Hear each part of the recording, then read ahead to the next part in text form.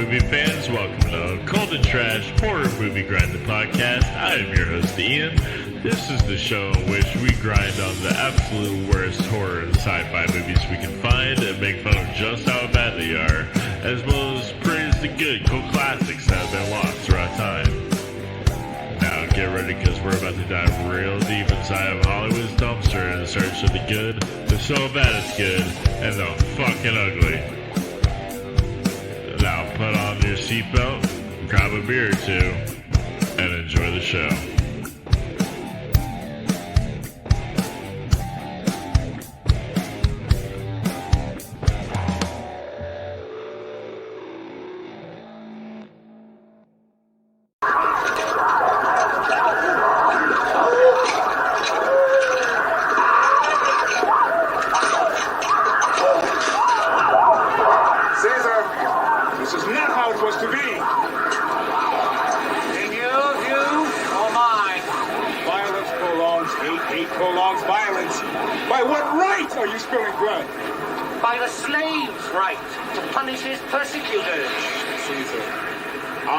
Descendant of slaves, I'm asking you to show humanity. But I was not born human. I know. The child of the evolved apes. Whose children shall rule the earth. For better or for worse? Do you think it could be worse? Do you think this riot will win freedom for all your kind? By tomorrow? By tomorrow it will be too late.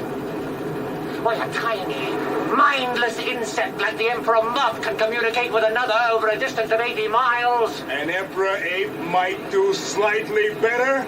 Slightly? What you have seen here today, apes on the 5 continents will be imitating tomorrow. With knives against guns, with kerosene cans against flamethrowers. Where there is fire, there is smoke. And in that smoke, from this day forward, my people will crouch and conspire and plot and plan for the inevitable day of man's downfall, the day when he finally and self-destructively turns his weapons against his own kind, the day of the writing in the sky, when your cities lie buried under radioactive rubble, when the sea is a dead sea and the land is a wasteland, out of which I will lead my people from their captivity, and we shall build our own cities in which there will be no place for humans except to serve our ends, and we shall found our own armies, our own religion, our own dynasty, and that day is upon you now! Yeah, what he said. Damn, what a good performance. That comes from Roddy McDowell and none other than Conquest of the Planet of the Apes. That's the 4th Planet of the Apes movie, I think, from the original. You got the original Planet of the Apes in 1968, and then they made a bunch of sequels, and then this is the less shitty one. Now, we're going to get into it. Let's just jump right into it with my friend Sloan is here. What's up, Sloan? What it do? It's your favorite bald and ugly mofo. Y'all might remember me from such things as... I'm kidding. No Troy McClure here. But you'll recognize this imaging behind me with the damn dirty apes. But no, they were in a good cause in this movie. This Beneath the Planet of the Apes was originally my top favorite movie before, but this has risen definitely to be my new top favorite. So you've seen these movies before? Oh yeah, I don't think I've ever finalized with Battle of the Planet of the Apes, and I don't think I saw the one prior to this one, but I understand the story of the one prior for Escape. After, we'll get into for sure the chronology in a later section, but it's good to be here. Good to see everybody out there in Dreamland. Yeah. Oh yeah. We also have the man who has the same name as me, but it's also a pun. Sim Ian is here. What's going on? It's nice to be here. Nice. Hell yeah. Hell yeah. Nice to have you back. Um, have you seen this movie before, or any of these movies? I actually, out of the original, I guess it's a quintelogy. I don't know what a 5 movie run from the late '60s Yes. through the early and mid '70s. I haven't seen any of those movies. My total knowledge of the Charlton Heston Planet of the Apes came from the numerous parodies that would find their way into various Mhm. forms of media throughout my Simpsons childhood is, in the of '90s. course, the biggest one, the musical. Dr. Zayas, Dr. Zayas. Yes. Oh yeah, that was great. But also, I mean, just I think Animaniacs did it. Like everything, it's hard to place exactly which parodies, but yeah, this one was the first old Planet of the Apes that I saw without Marky Mark or Mad Mhm. CGI, and I got it. However, sorry to interrupt. Sorry, I'm Sure, an asshole. Charlton Heston, it was in the Marky Mark one. that's right. I forgot he had. He's like preaching like guns are amazing. Did he and Clint Eastwood ever do a movie together? It seems like they would get along. I You don't know. think so. But anyway, yeah, Dirty Harry. What were you saying before I rudely interrupted you? No, I was just gonna say that I enjoyed the movie, and I'm looking forward to chatting about it with you two fine gentlemen. So Mhm. you haven't seen the original Planet of the Apes? No, I came into this with the same mindset of like a Damn. 12-year-old kid that was just going to the movies to see this movie because it's what he wanted to see, because it was the movie to see of the summer. You know. See, that happened. Actually, that let's just segue this into a fun fact for this movie, which is that so y'all could probably agree. This is probably. I mean, you haven't, Ian, you haven't seen the other ones, but Sloan, this is probably the darkest movie in Oh, the definitely. series. So if we're going to break down to that part of it, it was actually originally supposed to have an R rating, but the production companies didn't like that. The fact that kids would be subjugated to. They took out all the blood. In the end, when the way that it ended, how Caesar has a revelation is just like, well, let's not do that now. That didn't happen in the original cut of the movie. Only Yeah, the Blu-ray version of that movie has the real ending, yeah, and which so I own. we were we Yeah, were we were duped into watching like, oh, speak praise for be to yourself. God in the end. Yeah, yeah. Well, for yeah, for those who don't understand, they originally came out with this movie like they like previewed it to some people, and like a bunch of mothers were like, "Hey kids, let's see this movie with monkeys and stuff, and it'll be fun." And then they were just like terrified It because actually it actually set the record at Fox for most walkouts of a pre-screening. It did yeah, they at were that like time. running out, and so then they changed the ending to Ian, the one that you said, because you were texting me last night or this morning or something, and you were like, "Well, what's up with this ending?" And I was like, "You're not even watching the good one." No, I watched the one that was uploaded to Pirate Bay 12 years ago.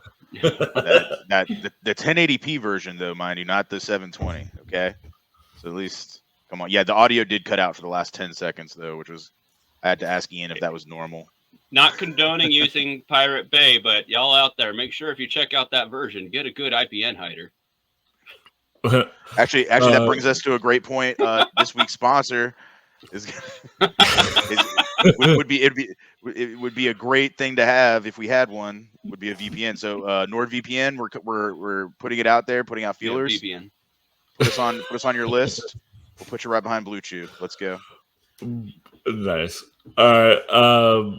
Now, yeah, if you look at Sloan's background here, that's the wrong. There we go. This picture, this is right after the video that I played earlier of Caesar giving his speech, and you see these guys, these gorillas, that they're just like about to just beat the shit out of the bad guy, and then they do. This Very looks violently. This looks eerily reminiscent of like Russian propaganda posters from the early 20th century. You know, if you look at especially with the red shirts and the stance of the gun where they're all fanned out, and of course the drawn painted stylistic Interesting portion of it. But if you look at it, and which kind of makes sense because these are like, that was an uprising too. You know, that's like revolutionary imagery is kind of what they were going for, at least from what I can tell. There was a lot of military and aspects to the movie, like how the humans were so like blatantly like successful in subduing the apes and the simian kind that they literally became a Gestapo on the streets, like dressed up in their whole flag and everything like that. Oh, they went full Nazi. Yeah, they definitely. Immediately after they lost their cats and their dogs. Okay, can we let's rewind. That is the greatest. Did that just come up in this movie, or was that part of the background? No, yes, it did. Yeah, because I hadn't seen the other one. So this was the movie that introduced the fact that in 1986 specifically, every cat and dog for some reason died. What was the exact reason they gave? Like there's a virus from outer space. Mm-hmm. Okay, so which they brought into the most recent prequel sequel. So feline AIDS took them out.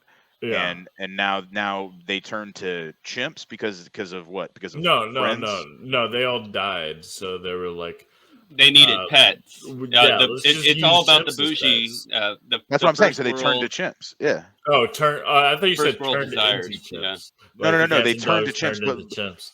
But what did they? Why they like Dunstan Checks In came out and they're like, oh, that'll make it. That's a good idea. Well, let me start from the beginning. In the beginning, there was darkness, and God rested on the seventh day. That's too early. All right, so Planet of the Apes, the original Planet of the Apes, 1968, with Charlton Heston, starts out in like the 70s, I think, or 60s. 68, I think. So when it came out, okay. So Charlton Heston and a bunch of other people, they're out in space. They're astronauts. And then they go through like a wormhole, and then the wormhole shoots them down onto this planet because they like crash land, and they're like, "Well, this sucks. We're just stranded here." And so they get out, they like walk around, they skinny dip for some reason, and then they're just like, then they see like other humans, and they're like, "Oh, wow, there's other humans here," and then the other humans start getting hunted down, and then what they see is these apes on horseback with rifles, and it's like, what the fuck kind of planet is this? The answer is apes, but it shot for shot with the Marky Mark version. I wouldn't say shot for shot, more or less, and then so it's like we're following our hero Charlton Heston, and he comes to find out that this planet that he crash landed on is ruled by apes, and that the humans are like are a less evolved species. They're not able to speak. They have no like society. They're just living as like animals basically, and then the chimps have the society. Well, all the apes, which it's chimps, gorillas, and orangutans. And the funny thing is that like, so we get to see like what their life is like, and they say like, yeah, we're done with like classes. Humans, they had classes, they suck. So we're done with classes, which is bullshit because this is straight up out of Animal Farm. You got the orangutans leading, like they're the politicians. They're fucking like above everybody else. The gorillas are like the military, and chimps are like the people. But they're smarter. Makes sense. It's like long arms, good leaders. Yeah. All praise Dr. Zaius. Yeah. Paging Dr. Zaius. Animal Hospital. Right. So we've got let's see. So they rounded up all these humans, including Charlton Heston, but he's like, "Get your damn dirty paws off me, you damn dirty apes!" And they're like, "Holy shit, this guy can talk!" And so then you have that explains the Simpsons thing where So do they were use pretty. They pretty much said this motherfucker be spitting. So now, like, the whole movie is basically like, what do we do with this human that can speak? He can talk, and the orangutans, the politicians, the pretty much Dr. Zayas, who's like pretty much the evil, the bad guy. He's like, kill him, and which he's not wrong. But then you have like the two other chimps that are like, no, like we need to realize this, and so they like help Charlton Heston escape to the Forbidden Zone, where we find out there's the Statue of Liberty, and bam, 1968, one of the very first like plot twists that has ever become in media, like fucking amazing. Turns out it was Earth all along. Turns out that like by the time that movie was something that I was even able to possibly watch, the twist was already ruined, and plus I'd probably already seen the Mark Wahlberg version that came out. Yeah, what, like which that was different. That one takes place on another planet. But he still ends up. Well, no, does it? No, or does he crash? They actually do. Yeah, that's technically another planet. Yeah. Yeah. I thought he crash landed on the same planet, and then the Lincoln Memorial had the ape on it. I mean, yeah, no, we'll talk about that another day. But it's been a while. Anyway, yeah. So it turns out it was Earth all along, and this is 2,000 years after 1968, which is bullshit because these apes are like, the idea is that these apes are more evolved, and no, it does not take 2,000 years for like all simians to like grow and like stand upright and develop speech. And hear me out right here. No. So in one of the movies, like, they totally were just like, there's a disease that comes from space. It killed all the cats and dogs. Hey, what's to say that in the other movie and in, Earth universe like 728 of the multiverse, we're going through all these multiversal movies, different planes of existence, somebody's going to make a different choice somewhere, but instead of killing all the cats and dogs, it just caused the simians to evolve much faster. And who's to say that different sections of the Earth, that there's cats and dogs that are human too? Bum, bum, bum. That exists in a sequel that doesn't exist. There we go. That's not my prompt, but there you go.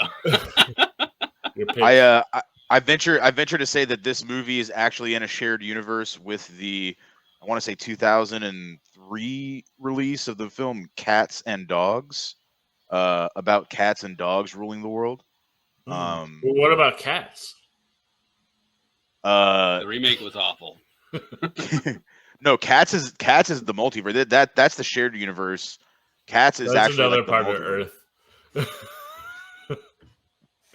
Yeah. We just nailed it just now. We've discovered that Cats. Have y'all ever seen Planet of the Dolphins? No.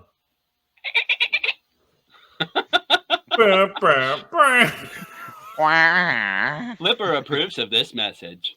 That's some great artwork you got there. So anyway, everybody, like, you guys and audience, like, you're probably more familiar with the more recent movies.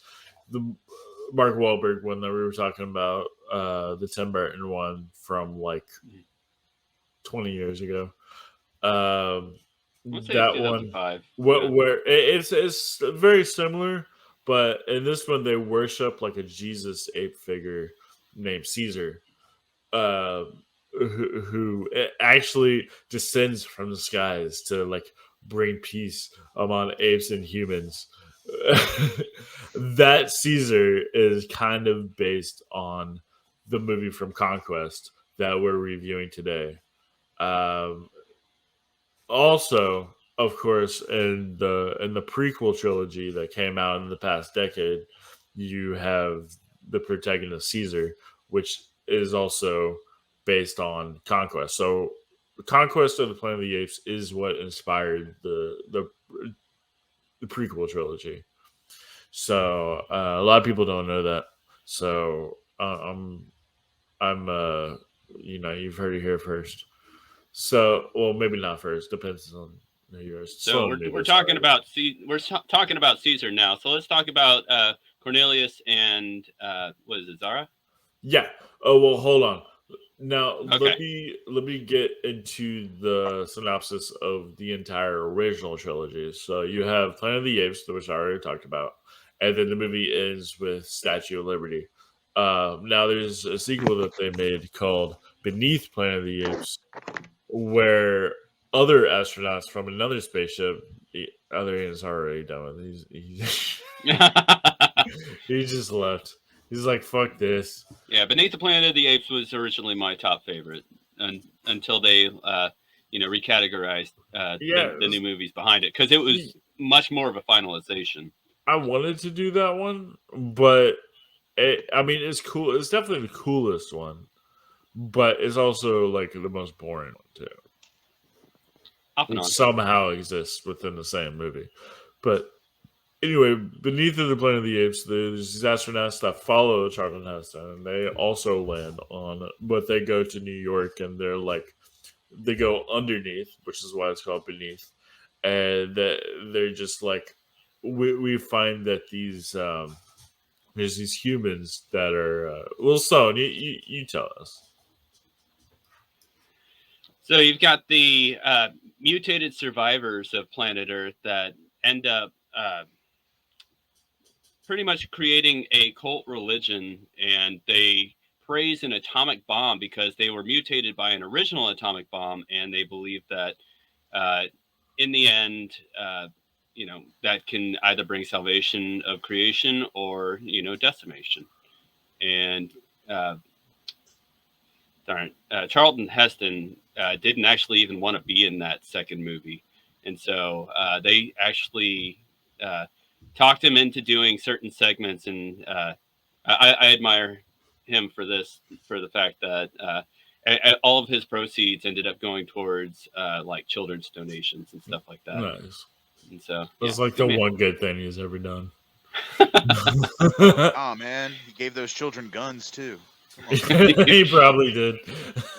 Here, kid, it's a 22. Don't put your eye out. Oh god, I think it's what Jim Carrey during one of the Hee Haw episodes, pretending to be Charlton Heston. That was pretty good. But yeah, I'm going to though. There are some downsides to the second one, like slow moments, as Ian was saying. But so there's another from the first movie when all of the astronauts went missing. Another group, or I think it's only one astronaut, gets sent in, and he's supposed to go try and find the survivors. And so they send him, somebody goes missing through a wormhole. Yeah, you're just going to send somebody like willy-nilly, nonchalantly. It's and just then like, you send a guy after fine. that guy when he doesn't show up. It's like, you learn nothing from Stargate? Yeah, I think that's the entire plot of Stranger Things. Yeah. Pretty much. Now, like you said, yeah, so there's these people living underground that they're like mutated, and they're like, our god is a nuclear bomb. And that's basically it. Then Charlton Heston just shows up at the end, and he just like sets off the bomb, and the entire Earth explodes. Done with series, done with human life, done with ape life, done with Earth. Fuck everybody. What kind of bomb was that? Like, there's nothing strong enough that should be able to, like, unless they had a hadron collider. Like, what did they do to destroy the planet? Maybe like one rocket. It's like liquor. The more you age it, the stronger it gets. So their god was really a bomb. Yeah, it's a nuke. Yeah. So every Sunday they're over here like, our god is a nuclear bomb. He kills everybody on Earth. We die. Dun, dun, dun. Our God is a nuclear god. Isn't that the song? If it's liquor, it would be Boomshine. Boomshine. This is for you. Slap it. Apes do Uh, love their liquor. I'll be honest. Have you ever seen the monkeys who get drunk off the fermented fruit? No, but I have seen a chimp addicted to cigarettes before. It was sad. Oh yeah. I think we all have. Shit, I used to be one.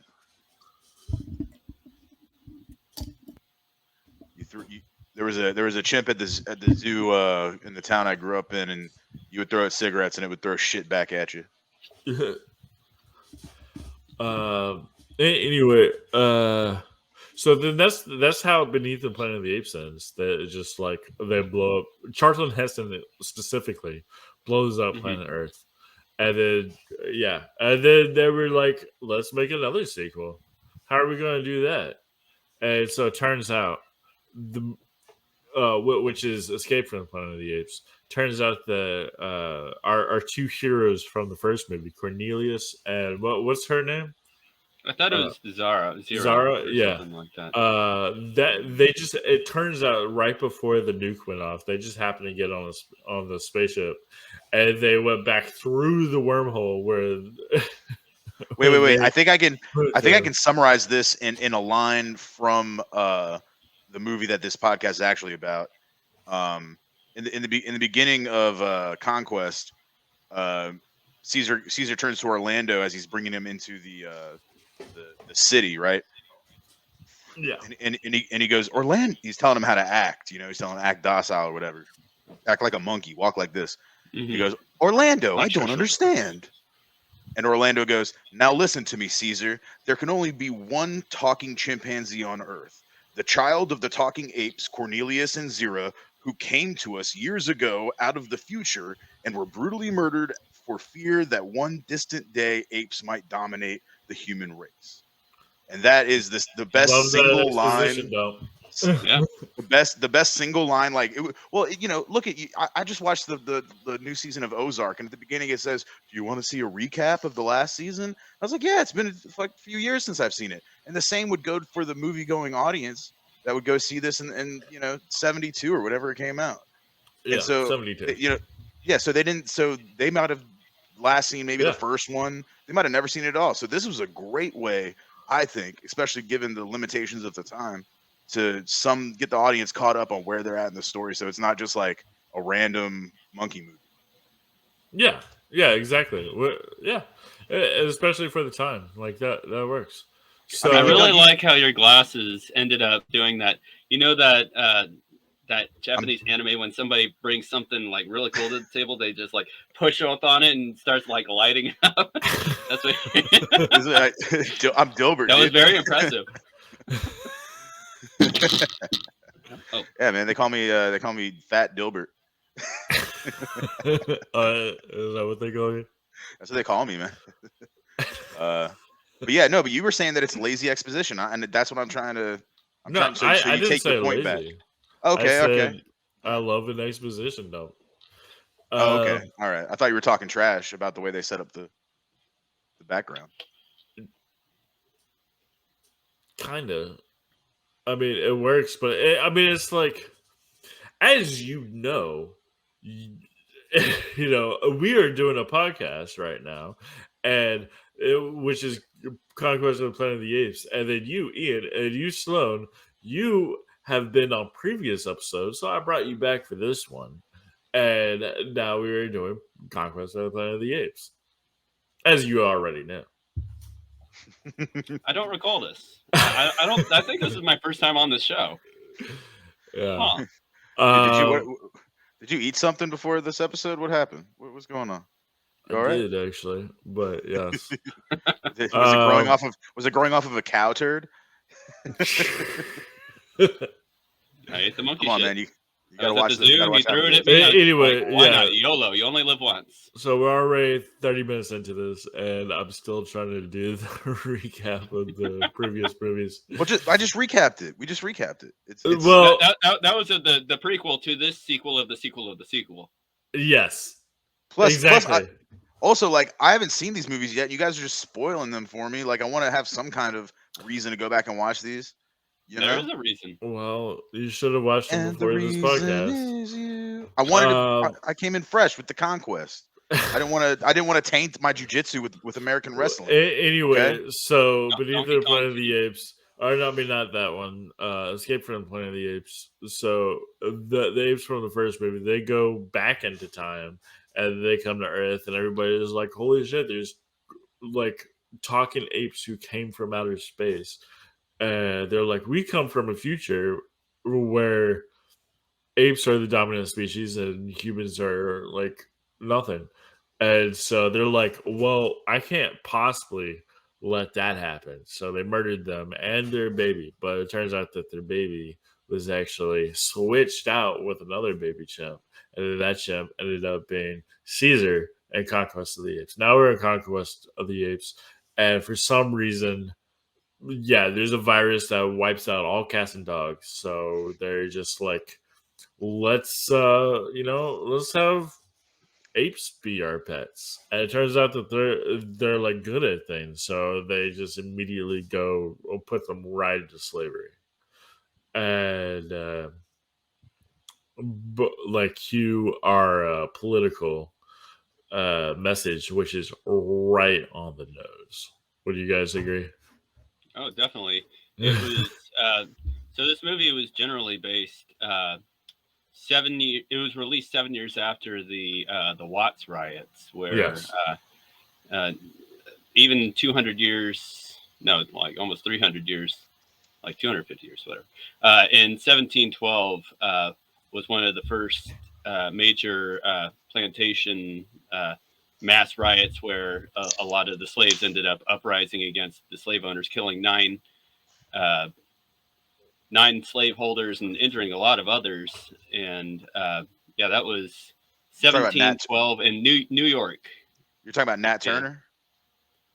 Nat Turner? I'm not necessarily sure. That was like the major section that caused a lot of the downfall and hardening of a lot of segregation for like 200 years, and then finally trying to get into abolishment and redemption of slaves and like forfeiture of being a slave owner. Like that was 200 years down the line, and even in the 60s, like it was a hard time to be on equal footing. And there was a white cop that ended up in 1965 in the town of Watts, area of Los Angeles, and they thought it was a very insecure action that the white cop took against the African American, and it caused 4 days of insane riots. Yeah. And things definitely changed a lot So during that time. yeah, and so that is what this movie is kind of like. It greenlit the idea for this movie to try and show folks like you push somebody far enough, and especially the way that the original ending, as we said earlier, was supposed to go, was supposed to be a lot more morbid, and it ended up getting all. Yeah, and that's what I was trying to say earlier, but you guys totally interrupted me again, as you always do. So you had a lot to say. Basically, Yeah. the original movie was like you see these guys that they're about to murder the fuck out of the bad guy, and they do, and then it was so violent and terrifying that they were like, well, let's make this a positive ending. So what they did with the new one was Caesar changes his mind like immediately. First he's like, we will go and murder all the humans and we're going to start our own civilization. And no, you know what? Let's just be peaceful. And yeah. And then so in the original one, all the gorillas, they have their like butts of their rifles, and they're about to mm, like Bane beat the guy down. But in the new one, they like go into reverse. They just like the footage, like they go down with the guns, and then it's like reversed, and they rewind it, and the guns come back up, which is like just so fucking stupid. Well, it seems like it's spurred on by the hot ape, the hot girl ape, being like Lisa. being like Yeah, like so saying her so first word, right? Like she like that, and that's showing the evolution of No. the apes and how they're evolving with Caesar. Yeah. Like Caesar's pulling them along, just like from the very beginning when they first when he first snuck into the crate that was getting shipped in from. Where was it? Where was it getting shipped in from? Because it was specific. Because they don't have chimpanzees. Was it not Portugal? It could have been Argentina? Sri I don't Lanka or remember. something. I don't know. No, But it was one of the southern ones. they were shipping it in from somewhere where it was it was a bunch of orangutans, and he hops in and they throw the banana in with him, and they're all fighting over the banana, and then he makes a noise that none of them have heard before, aka communication. So he makes a noise like ah, and they're like, "What the hell, dude? This guy's what? What do you?" They all kind of back up like, "This dude's different." And then he busts open the banana and breaks out a piece for everyone in the cage. Like brothers, we all rising up, And that's that. That's what I like to see initially, where that action alone was enough to make them learn how to talk, or at least begin to see that, which I guess you would probably see in the next movie when they actually learn how to get all the apes start talking. Yeah, Mhm. that's So that's what I love about this movie is like it's deep, it's thought provoking, but it's also fucking stupid and campy. Well, it was. You can only blame the budget on that because the writing's good, the acting's good, but the special effects, they can only buy so many like moving Halloween masks. Yeah. Well, They yeah, did. like like When he was freaking out and watching the lips just like fluctuate, and it's just like they didn't have standalone robotic remotes that we have today to cause all these things. Like they did a really great job with all of the mouth and muscular movements and Oh yeah, I got nothing but nice things to say about the main characters, but the extras is where you see the like Ian said, the Halloween masks, where it's literally like just a solid one piece mask with no fluctuating parts, as you put it. I mean, this was based on a $1.3 million budget, and by the time it finished going through the movie structure, it made $9 million, which was a good hit. Yeah. Where during I those got times. I got a 1.2 million as its 1.2, original budget. 1.3. I knew it was around ballpark. Oh, you cut Good out amount. when it said 1. I thought you said 3 million. I was like, damn. He did. Yeah, I he said literally I did. said 1.3. Okay, my bad. It cut out. No worries. But yeah, I mean that was and it was a hit, right? It was like the movie everybody had to go see, and probably Yeah, definitely. partly I mean, because there's of the controversy. There's a lot of really great actors that were in this, like come on, Esteban. Yes. Ricardo Montoya, what's his name? That's a race car driver. I can't remember. But yeah, Khan, like he was Right. made famous as Khan. But you've also got Roddy McDowell, like played Cornelius, his father, and then came back to reprise this. So he was in 3 or 4 of the movies when it came down to it. And also the girl who played Lisa, she was recycled through each of the handful of the movies too.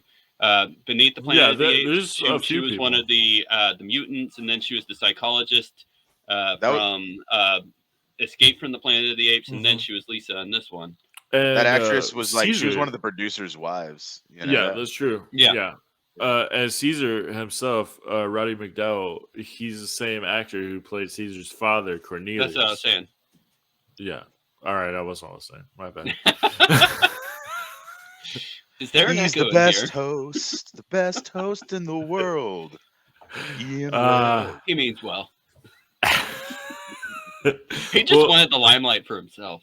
So anyway, so yeah, we show the movie starts with like Caesar. He is the son of the apes from the future, and he's like growing up in secret because if everybody found out that he's an ape that can talk, that's the son of the future apes, they'll be like he's gonna start the fucking apocalypse. Basically, he's gonna get all the apes to rise up So let's prevent that from happening and just torture and abuse and enslave the fuck out of all the apes.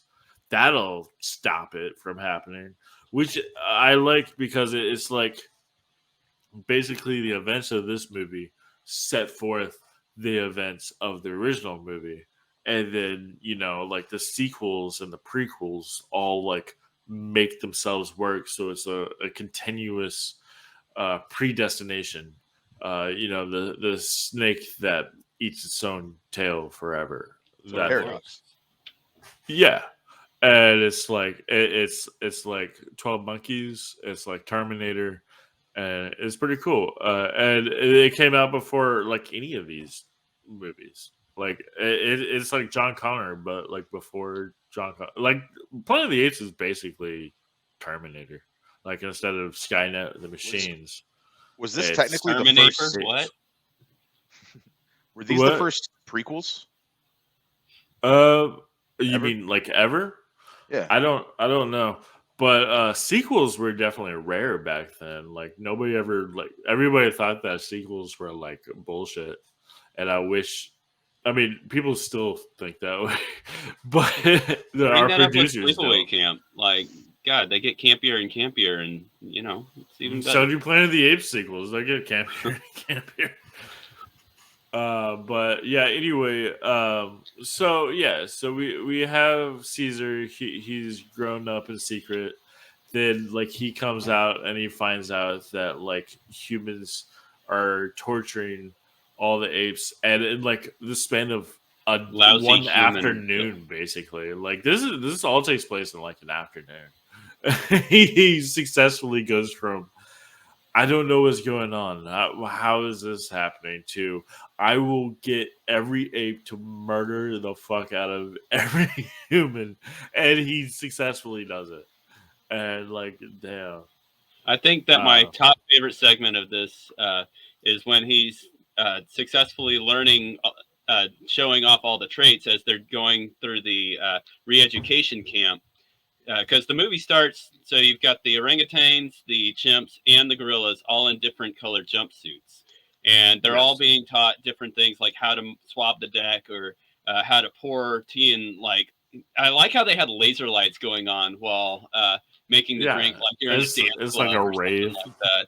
And, Yeah, but the only thing they ever say is they hand them something and they say, do. And then when they do it wrong, they say, no. And it's just like, do what? Like, how do they know you hand them a slip of paper, do. Where do I go with this? Like, what is the synopsis of the situation, guy? And so that's one of my major things. But yeah, and so one of my top favorite segments of the movie is when he first meets Lisa appropriately. And he's doing all of the segments being the top of his class. And so all of the smartest of the simian entities are supposed to go and mate. And so they bring him to his chamber where Lisa is, and she's like laying backwards, like sultry over, Monkey over a style. chair, and she just like, how you doing, big boy? And he just like cocks, and he's just like, I think I'm gonna like this. And I was know, so gets disappointed with they didn't show the ape sex scene. I was so like they skipped right after that. It was just her looking sultry, and then on to the next like hard cut. There was no like, oh, let's just show him from the like give him a Top Gun where they show him from like the shoulder up, or like face to face, or like a sensual like caressing from behind that fades into like the camera pans into the moon.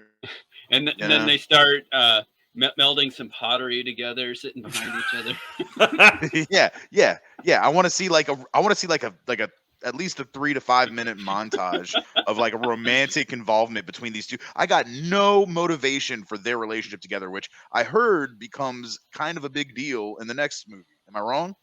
They fleshed that out a little more. I don't really remember the next movie. I heard it. I read it to on be a honest. thing. I saw it on a.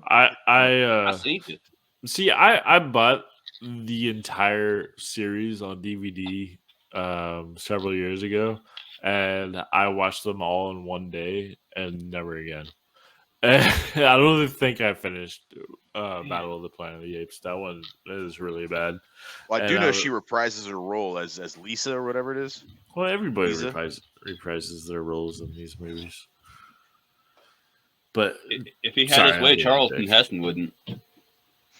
Yeah, but he did have his way in which he was just like, I'm going to blow up this entire planet. Yeah, he got rescued by the guy that came to look for him, killed that guy, and then goes and kills everyone else too. He's just like, I'm going out with a blaze of glory. He probably negotiated a contract to be like, hey, I'll do it. I'll do this last one, but I got to die at the end. And there's no possible way I come back. Exactly. And, Pretty much he took exactly how it he took everybody with him.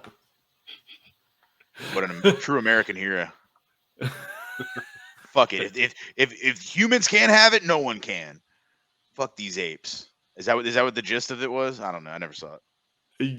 I think that I think there that's was a good battle at the literally end of it, word though. for word what he said. Okay.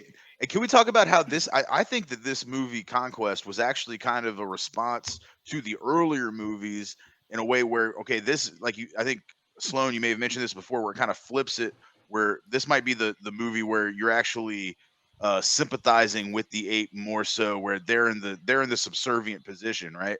And I don't know about, like I said, I didn't see them, but like at least in the original one, the apes have the guns, they're riding around, they enslave the humans, So, but it also, like, if you go back and watch an episode of Conan O'Brien, where Dave Chappelle gives an interview, in I think from 2004, and he mentions how, like, Planet of the Apes is super racist, and he mentions, like, it is.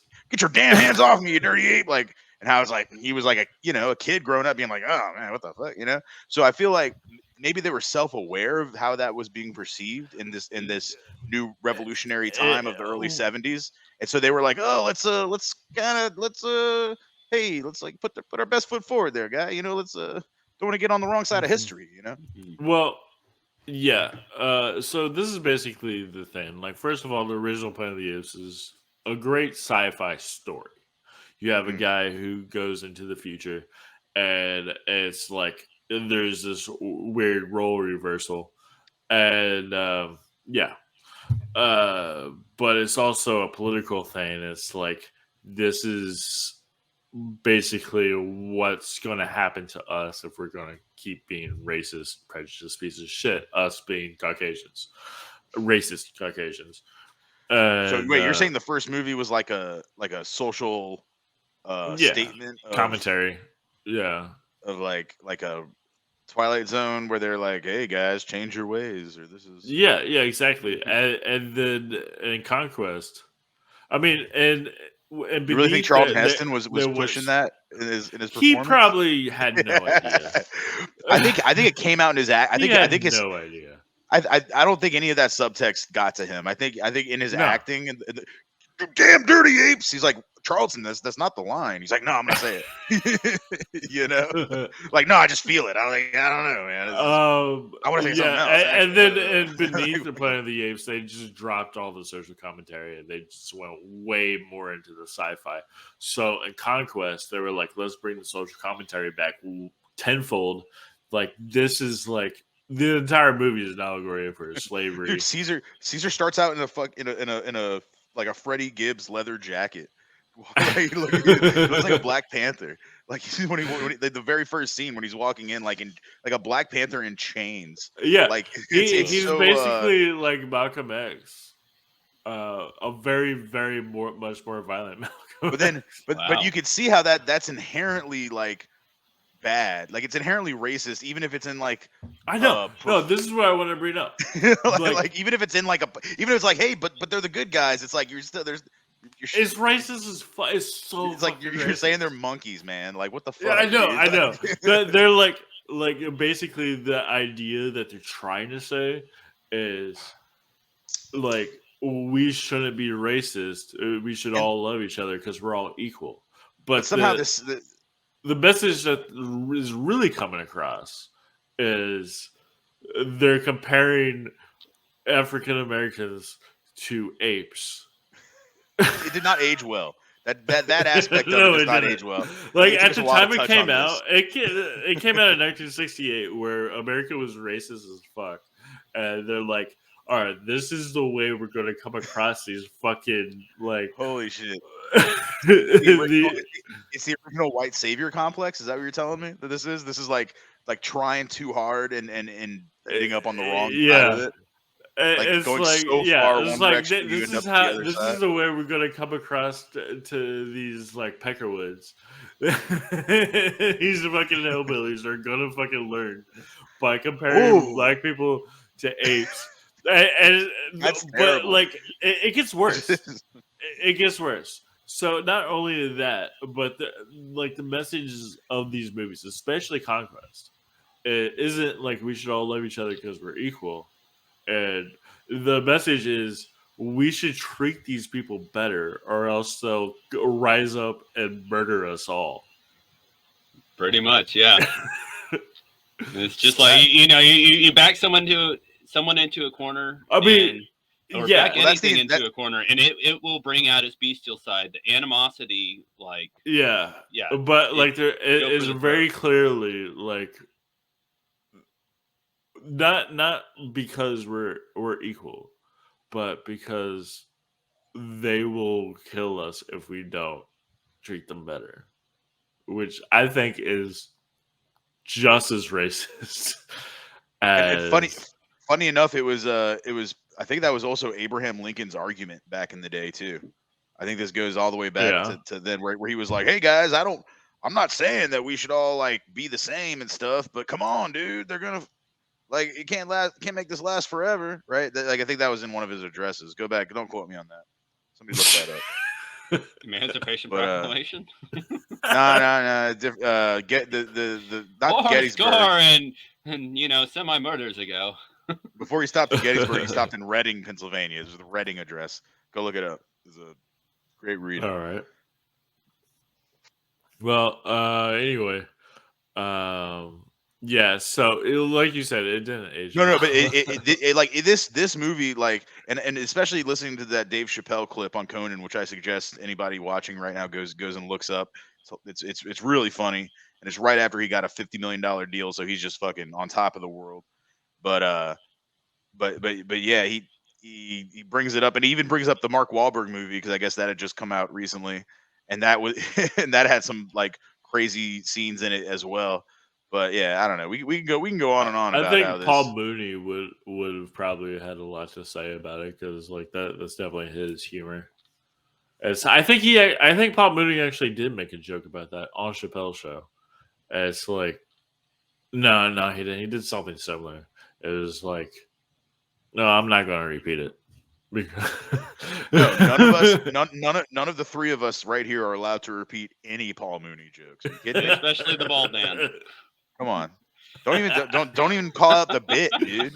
All right, I got a job. Okay, Mum's the Jeez. word right here. I gotta wake up and do my construction and stuff, man. Come on. But yeah, anyway, it is interesting that like that they went this route, but like a sci-fi storytelling wise, it's pretty cool. I mean, it's pretty dumb, but it's pretty cool. And then then Terminator totally stole the idea. You know, But they transferred back in time naked. there you go. They started on the fourth movie in Terminator, right? Like they didn't start in the future. But they ended up there in like one of the shitty Terminators. That would be an interesting Terminator movie. Where like a guy from 1984 goes to the future and he just suddenly just gets like hunted down by machines. And he finds an almanac and it has all the sports winners on it, and he goes back to 1984 and he bets on all the winners, but actually his bully gets it, and he ends up owning a casino and dating his mom, and everything's wrong, so he has to go back in time again, but he can only do it in the Wild Wild West. And is that the movie you're talking about? Because I think that movie exists. There needs to be a Western Planet of the Apes. Like, are we getting into sequels now? Into I thought this was a segment. I Oh, we had a I bumper mean, on we this. can't. Do we have anything more to say about this movie? No, I think we finally got along the main aspects. I mean, we didn't talk about too much about Armando or whatever his name was, Orlando. Yeah. He kind of died early. I think he set up Caesar. Yeah. I honestly do. So I think he pulled a Mace Windu out the window, and he's probably still alive somewhere, and he, Yeah. living his best life with broken It's legs. like MCU rules: no body, no death. He's still alive. One thing I wanted to touch on before we get to our final segment. Go ahead. Did you notice how they used actual chimps as the babies? Yeah. That was. They did the same thing in Escape from Planet of the Apes too. That's signalizing Caesar. That's kind of funny. Yeah, it's like somehow that. that grows into this. Really, come on. And it's like, well, no. Here's my theory, because this is at the conditioning plant. So like they come in as like regular actual chimps, and then they condition them and torture them until they turn into people with masks. No, see, I want to see that sports training montage. Okay, just right. little baby where chimps they doing like sit-ups turn and them shit. from this to that. Like I'm telling you, what it showed them doing, like hitting them with a flamethrower and making them pour tea. That's not gonna cut it. That's not gonna turn a chimp into a humanoid. So 3 days. You were talking about the torture aspects, and so as y'all know, like in the '60s, if there was any kind of like psychotic break that anybody had, even if it was like feminine troubles or something like that, it was all seen as a psychosis, and like the overuse of like psychiatric hospitals using like shock therapy and all sorts of other like torture implements, and the fact that they were used in this movie to try and get that across, that really drove something into me about the time that it was revived. Like the racial aspect was one thing, but also mental health was another thing. Like nobody cared about the mental health of them, and that's what really drove them up the wall to seek out that revolution. Because I mean, it wasn't necessarily a class war when it came down to it. The whole film is definitely capitalistic militarism and an eat the rich sort of situation. Man, we haven't even gotten into the capitalism part of it, which is like the other big message. Like everything is literally owned by generally a militaristic format, as we were talking about earlier. The Gestapo just walking through with their large trench coats and walking in unison, and you've got the almost like the Goebbels style psychiatrist that goes above everybody else's command to do his own scientific bidding. And there's just so much to really talk about, like the loose ends of this movie that a lot of other people would really look over. But I saw a lot of very powerful aspects with that psychiatric torture. Yeah, for sure. But yeah, the whole capitalism thing, like, yeah, there's a big message to that, because it's like, first of all, so all of our cats and dogs die, so we're gonna make all the apes our pets, and then we realize very quickly that they can do more than just be pets. They can actually do things for us, so we turn them into slaves immediately. So it's basically like, if our dog was smart enough to like pour us a glass of water, we would fucking make it. And it's like, if our dog was smart enough to, like, beyond that, I mean, that's just an example that they show in the movie. Thumbs. Well, yeah. Well, like we do treat dogs like slaves and have historically, but it's just based on the cap of what they're willing to provide, capable from their retrievers. Yeah. Like at Iditarod, they'll kill like 3 huskies a sled, just trying to win a race. Yeah. You know what I'm saying? Yeah, so it's exactly. Like, and some people eat them too. So it's like, that's one thing. Did they ever eat the apes, or does that never happen? No. Yeah, China stands. That could be a good, like, all right, I'll put that. I'm editing my my reboot right now to include ape cannibalism because I do believe they're so close to humans it would be considered cannibalism if I were to eat like Dr. Seuss or whatever. Well, especially the evolved version. Yeah, like if something could talk to you while you're eating it, have, like a conversation, like it doesn't matter what like species it is, like that's cannibalism, dude. Get your hands off me. You're on a keto Dirty diet, but human. instead of ketosis, it's ketoseus. Oh my god! And then he can explain it to you while you're eating him. That's the. He's like, well, actually, what you're doing is putting your body in a caloric deficit. Like, thank you, nutritional like, value. Is that true? But yeah, anyway, the message that they're coming across is that like if our dogs or cats could do all these things for us, we would fucking make them do it. They would be slaves. As like the entirety of human civilization, we've used slaves to like do everything that has like pyramids, slaves. You know, like everything that we've done to accomplish anything is done with slavery. Still to this day, but in a more legal way. They are now indentured servants. Yeah, exactly. The railroads, fucking Chinese. Even chocolate, like to this day. Yeah, exactly. Like Cocaine fields. No. fucking child labor in other countries. Nike does that right now. Mm-hmm. I don't know, man. Do you want to pay more than like $60 for a pair of shoes? Hell no. That's the fucked up part, dude. I know. No, yeah. Exactly. Everybody knows Amazon delivery workers got to piss in their diapers and shit to deliver our stuff. But god damn it, dude, if I want like some Japanese candy at 2 a.m. and within 24 hours, man, like why can't I, dude? Why can't I? And the movie doesn't stop there.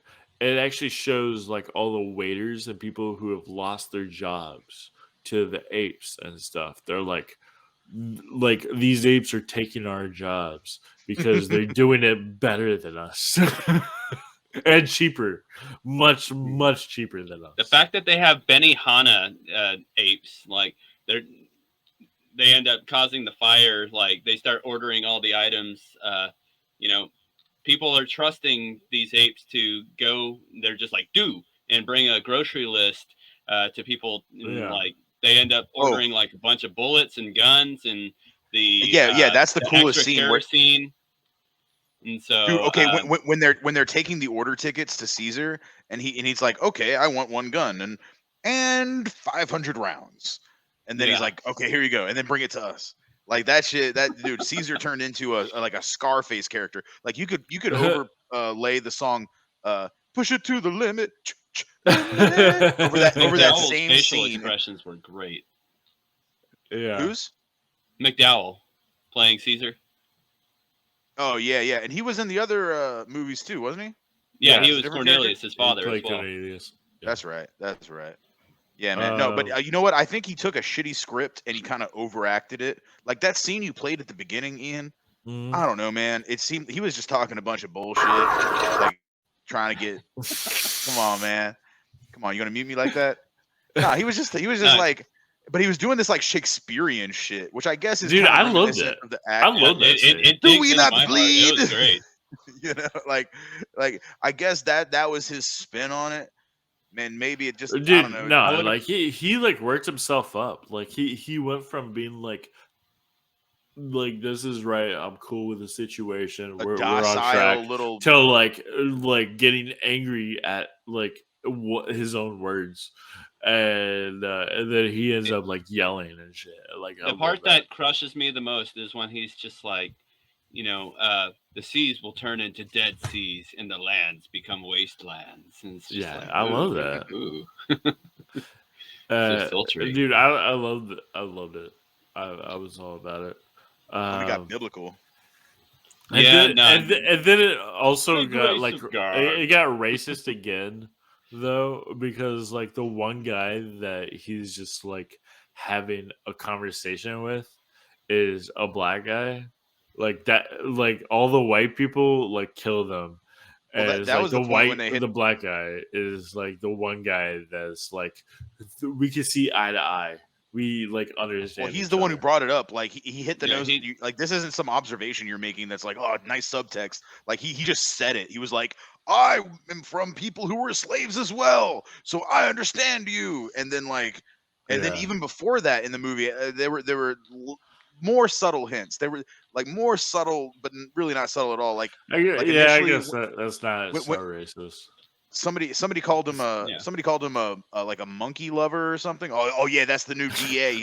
He's a monkey lover. And the other Sympathist. cop, what'd you say?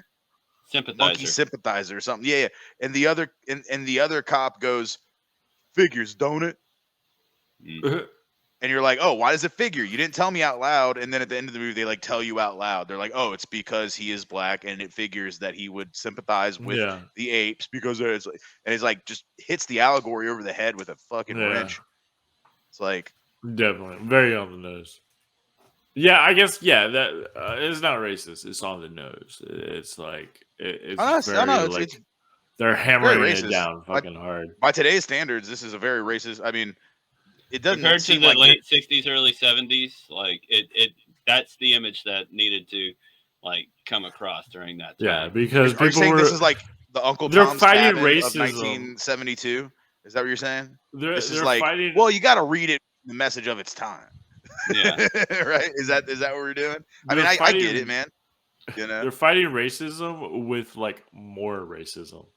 yeah, like I said, It's the ongoing evolutionary process of like, you know, the human psyche. Like, if there's something wrong and somebody comes in to fix it with their standard, it's going to be wrong to somebody else again. Yeah, And they're going to come back and they're just going to keep stair stepping until it gets to nowhere. it's the equivalent of like, you know, when you're talking to a child and you want them to like understand how you feel, so you like kneel down to get on their level. It's like that with racism. you're saying it's condescending, not racist. That's your yeah, but like, I mean, I would love to condescend to a racist every day of my life.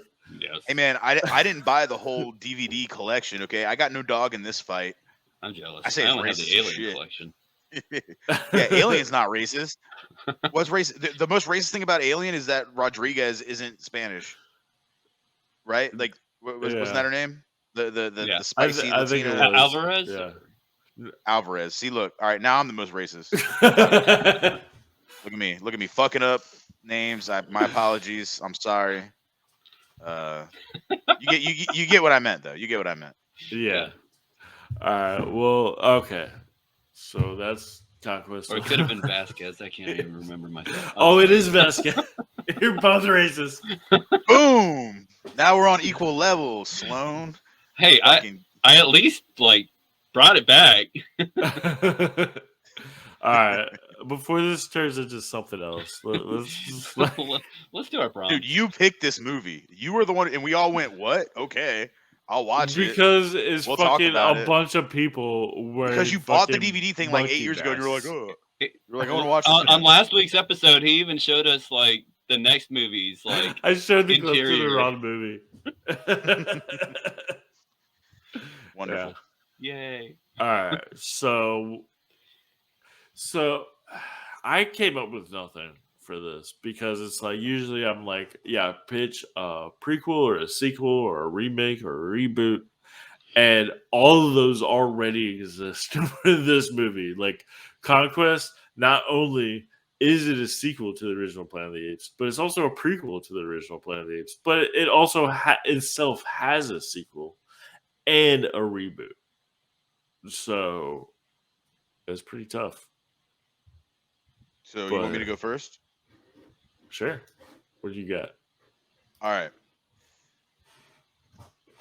The next big blockbuster, summer 2023. Just like a straight up reboot. We're starting it all over again. No, it's in the same universe. I take it back. In the same universe, but it's called Planet of the Apes, a Spike Lee joint. Okay. Oh God. All right, so we give the reins. Like, you want to make this a fucking social commentary? Let's make it a social commentary, and let's give it to the guy who That's does the man does to it do it. best. That And is the man to do it. and really, I would love to see what he did with it.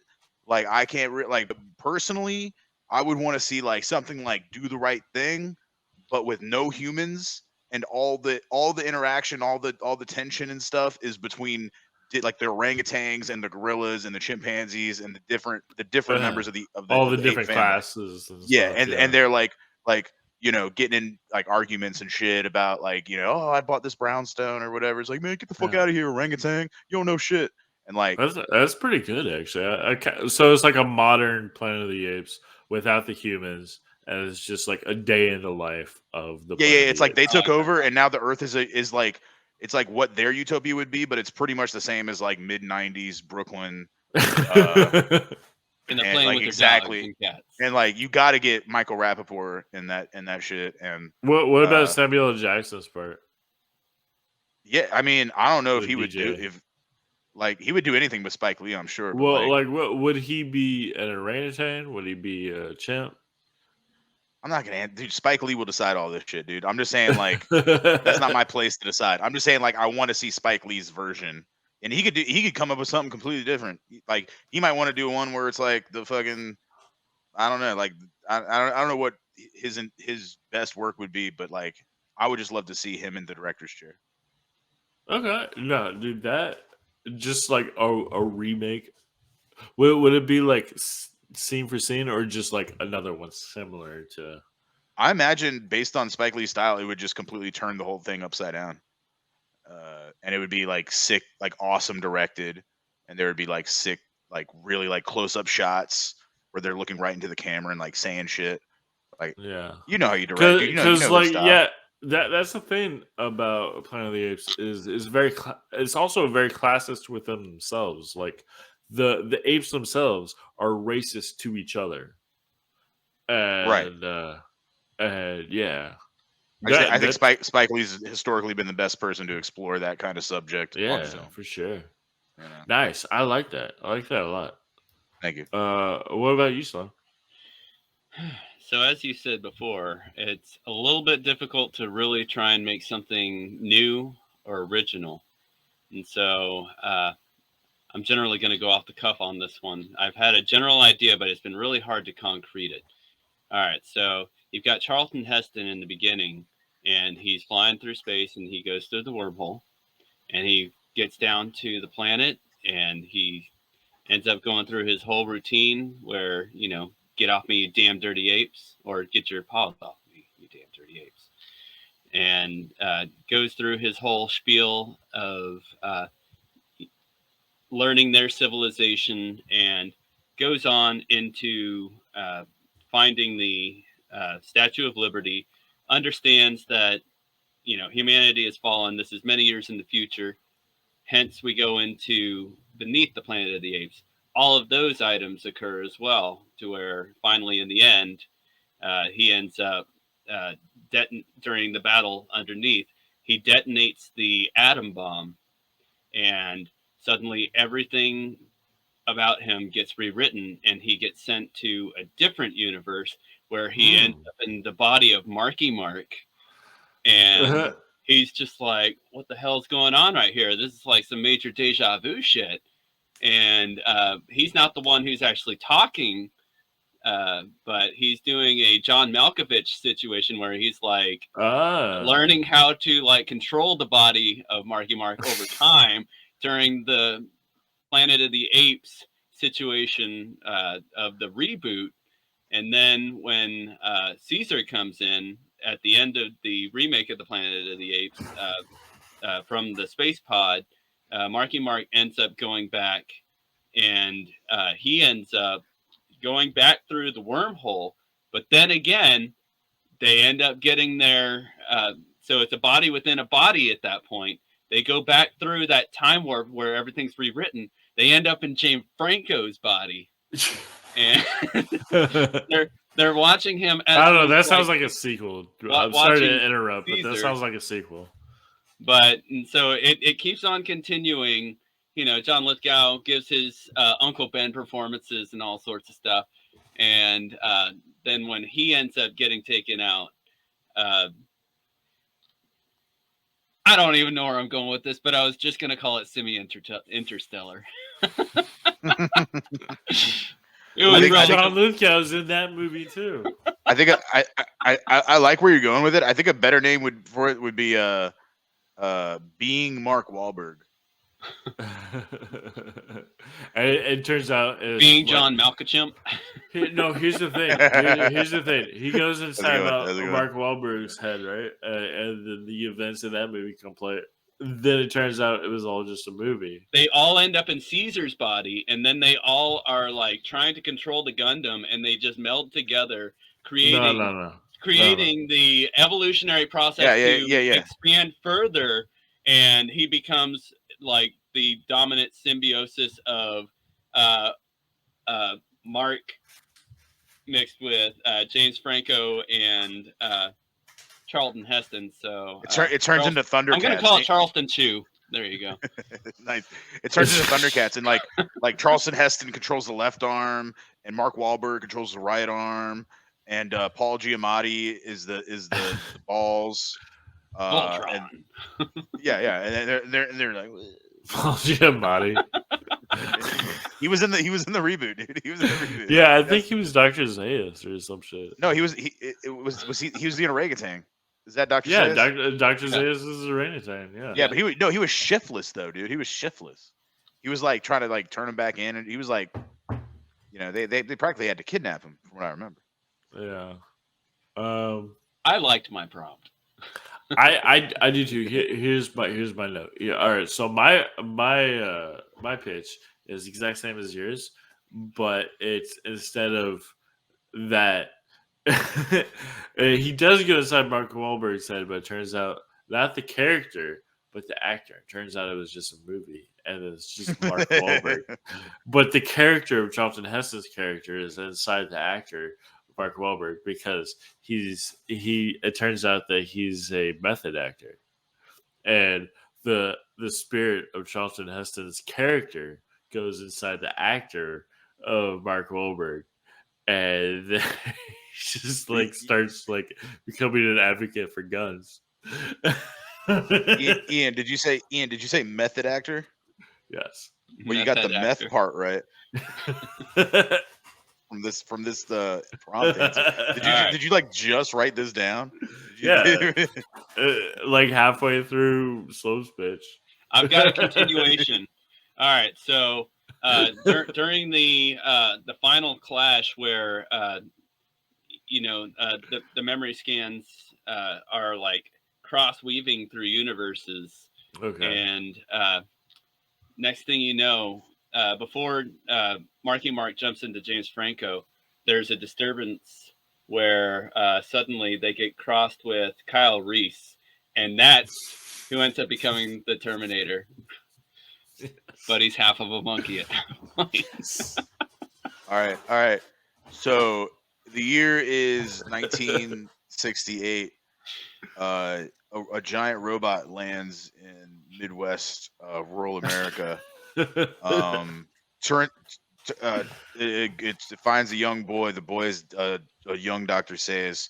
He turns to him and goes, "You want to learn how to drive?"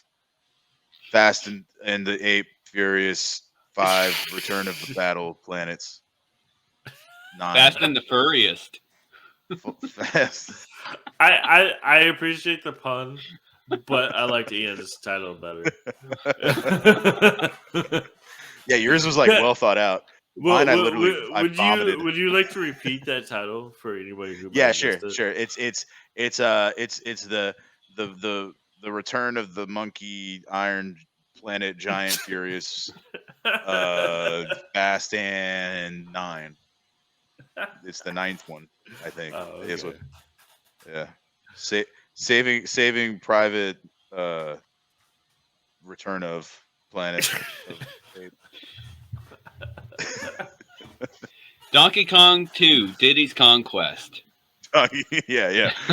Planet of the Apes 9, Donkey Konga 4. Featuring right. Sum 41. This is really got off the That's what I'm here for. Yeah. You know Yep. Yeah. All right. Well, anybody else? Thanks. It was a great show, y'all. All All right. right, stick around for the Patreon where we will all Oh, we compare. still have to rate Conquest of the Planet of the Apes. Oh yeah. Oh, so, dude, you didn't send an itinerary this I time, was so joking. I was joking. excuse me. Oh yeah. yeah. Put it again. Wait. Guess what? I wasn't. All right. Who wants to start? You can go ahead. All right. Well, as we all know, my name is Mud, and yeah, in the beginning, when I was first talking, Beneath the Planet of the Apes was my original top favorite, but this one has definitely, warmed up my cold and broken heart, and I am now an ape sympathizer, and Alright. yeah, I never really understood the concept of like from Escape from Planet of the Apes, like how they ended up the parents ended up making it back, and but I'm really happy that they did, and that they ended up saving Caesar because it was a saving grace, and it also saved Private Ryan from that last Donkey Konga 4 bit. But yeah, long story short, I really loved the story on this one when it comes down to it. There are a lot of different aspects that you can really understand from historical events, whether it be World War II, racism going through emancipation style, and it's a revolution. It's a revolutionary process, and that's one thing that I can really get behind. Trying to understand equality. Nobody can really stand over another person, let alone own another person. Like they literally sell them at auctions and whatnot. And Yeah. it's just such a wrong situation in our history. And so it's an eye opener. I love it. The director did a great job. McDowell did a fantastic job once again portraying Caesar, and really dove deep into my heart with his major quotations and just the facial features and the effects that occurred. But yeah, he went 100% on this movie. I can say a lot of different things continuing on this movie, but I'm going to go ahead and send my rating as I'm going to give it a relatively high rating. Let's give it a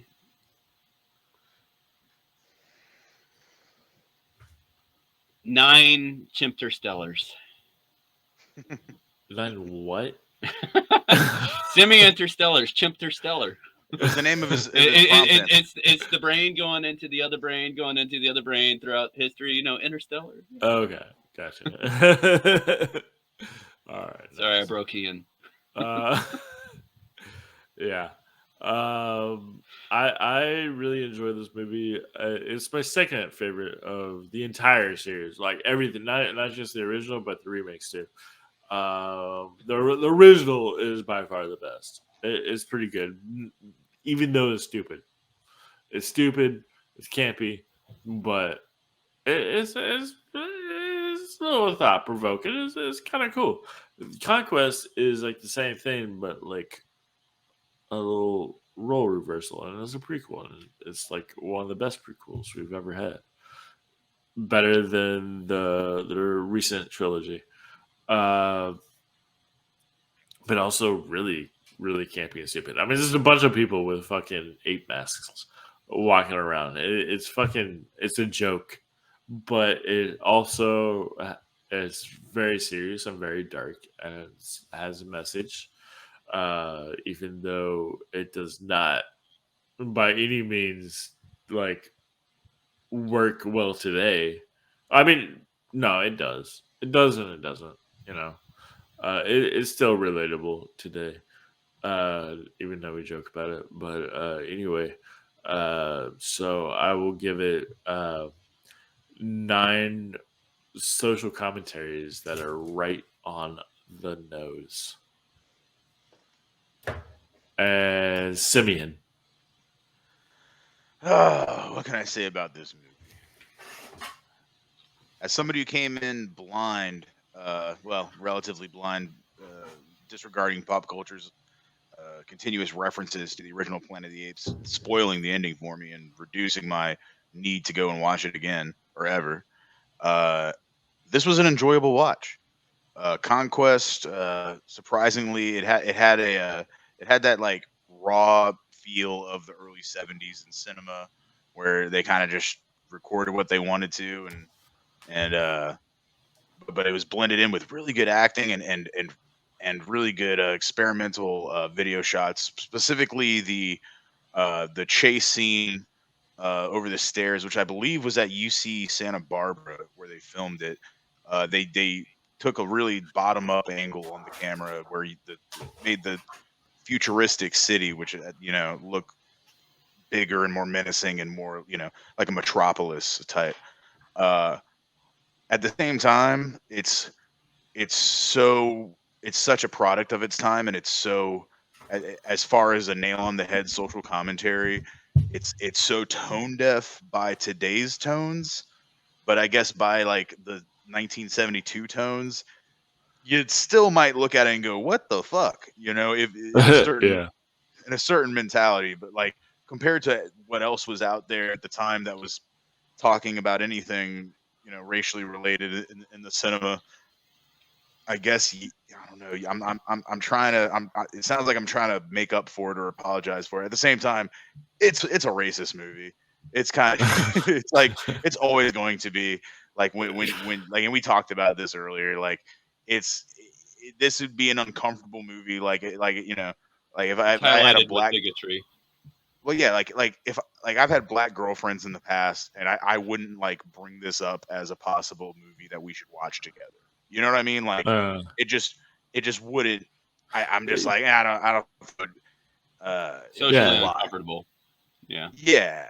Taste. but not only that, but it's like they approach it a very different way than they probably should have. Because you have the sci-fi angle, which is awesome, but then you have the other angle, the social commentary, which is going about it the wrong way, and like Yeah, they don't really mesh together too I think well. I think the bottom line and the elephant in the room is basically that monkey has been a derogatory term used for black people since I don't know the mid Yeah. 19th century or prior. So It's I like mean, the movie is having its cake and eating it too. no, it's not that. No, I'm saying that it's using a racist term as an allegory to describe a people that was like known to Yeah. be a racist term in that time. Like I'm not the dude who's out here fucking. I threw away a lot of my picket signs a long time ago. But honestly, like yeah, like listen to Dave Chappelle's interpretation of it, and Yeah. I mean. Yeah, it's spot on. Go back, watch it, Conan, 2004. So for that reason, I'm gonna give this movie uh I'm gonna do 6 segmented pieces of a banana out of 10. All right, That was nice. a good one, actually. All right, cool. And yeah, so that's And this wait, can I just stop? Can I stop for a second? That felt kind of racist. Just saying, like after that whole tirade, and then like, oh, just piece of banana.